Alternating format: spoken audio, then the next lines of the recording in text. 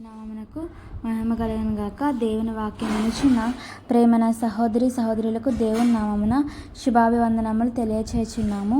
ఈరోజు వేకుమన్న ఏప్రిల్ 23వ తారీఖుది ప్రతి ఒక్కరి కొరకు స్థలము మరియు నీతో కూడా వాటిని బ్రతికించి ఉంచుకొనుటకు సమస్త జీవులలో అనగా సమస్త శరీరుల యొక్క ప్రతి జాతిలోనివి 2 చొప్పున నీవు ఓడలోనికి తేవలను.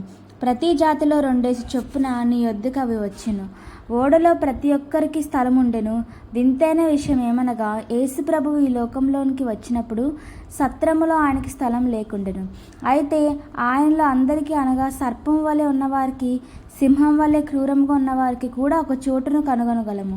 నీవెవరివైనాను సరే, శారీరకముగాను మానసికముగాను భావోద్రేకముగాను ఆత్మీయముగాను సామాజికముగాను నీ స్థితి ఎట్టిదైనను సరే, నీవు క్రీస్తు యొద్దకు రావచ్చును.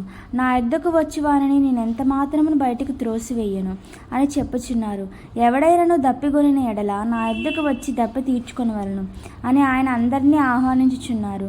ప్రతి వారి కొరకు ఆయన యొక్క హృదయం విశాలముగా తెరవబడి ఉన్నది.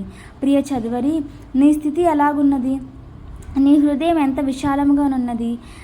నీవెవరి కొరకైనా నీ హృదయమును విశాలముగా తెరవలేక ఉన్నావా? ఓడలో ఒక అర కాదు, కానీ ప్రతి ఒక్కరికి అరలు ఉండెను. అరలనగా గదులు. అరలు పెట్టి ఆ ఓడను చేయము. ఓ దేవుని బిడ్డ, క్రీస్తులో నీ యొక్క అద్వితీయమైన స్థలమును కనుగొన్నావా? ఆయన నీ స్థానము ఏమై ఉన్నదో నీ వెరుగుదువా? క్రీస్తునందు నీ యొక్క హక్కులను గురించి మరియు ధన్యతలను గురించి తెలుసుకొని ఉన్నావా? క్రీస్తునందు పరలోక విషయంలో నీకు అనుగ్రహింపబడిన ఆత్మ సంబంధమైన ప్రతి ఆశీర్వాదమును నీవు ఆనందంతో అనుభవించుచున్నావా? దేవుని యొక్క పరిశుద్ధ నామమునకు స్తోత్రం. Praise the lord.